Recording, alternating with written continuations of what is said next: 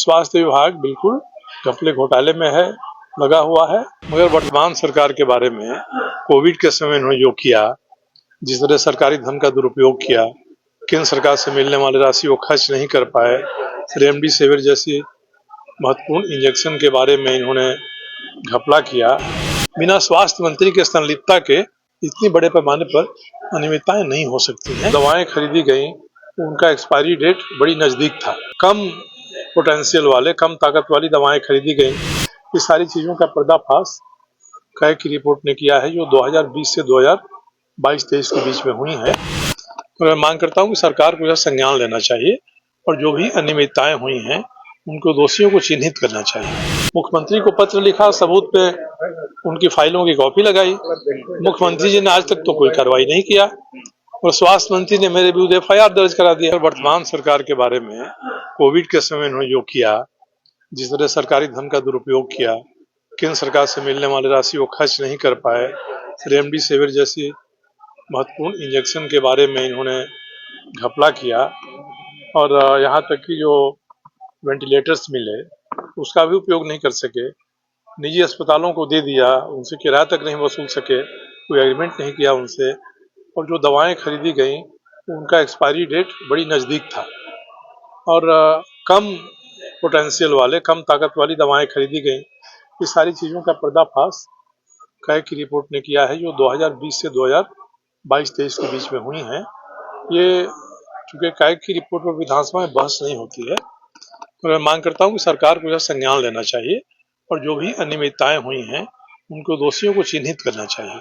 बिना स्वास्थ्य मंत्री के संलिप्तता के इतनी बड़े पैमाने पर अनियमितताएं नहीं हो सकती हैं। इसलिए कोविड के समय जो पैसे की बंदरबाट हुई, उसके बाद CHC PHC आज बनाने में जो घपले हुए हैं, यहाँ तक कि जो UG और PG की सीटें हैं यहाँ के मेडिकल कॉलेजों में, वो खाली रह जा रही। 58 सीट UG की और 118 सीट PG की, ये खाली रह गई। ये निर्देशित करता है कि स्वास्थ्य विभाग बिल्कुल घपले घोटाले में है, लगा हुआ है। लोगों के स्वास्थ्य की चिंता नहीं है, सरकारी धन के उपयोग की चिंता नहीं है और केवल बंदरबाट हो रही है। यही इससे साबित होता है। इशारा किसकी तरफ है? किसकी तरफ है? स्वास्थ्य मंत्री जो थे उनके खिलाफ बनी अनियमितताओं को उठाया, मुख्यमंत्री को पत्र लिखा, सबूत पे उनकी फाइलों की कॉपी लगाई। मुख्यमंत्री जी ने आज तक तो कोई कार्रवाई नहीं किया और स्वास्थ्य मंत्री ने मेरे विरुद्ध FIR दर्ज करा दिया और इनके DSP ने उसको ट्रू कर दिया और इसके कारण से मुझे तो जमानत लेनी पड़ी उसमें। और भी एक आध ऐसे FIR हैं जिनके मामले आगे आएंगे। तो जो व्यक्ति स्वास्थ्य विभाग की अनियमितताओं के बारे, घपले घोटालों के बारे में आवाज उठाएगा, उनके बारे में सरकार जेल भेजने के लिए FIR कराएगी और जो दोषी है, जिसका अपराध खुलकर सामने आ रहा है, उसको ये सुरक्षित संरक्षित रखेंगे, क्योंकि ये उनकी सरकार के हिस्सा है। सर, क्या पन्ना गुप्ता की जो बात आप कह रहे हैं, क्या वो जेल भी जा सकते हैं अगर जांच सही से की जाए? और जांच हो तब तो। जांच कहाँ कोई कराया?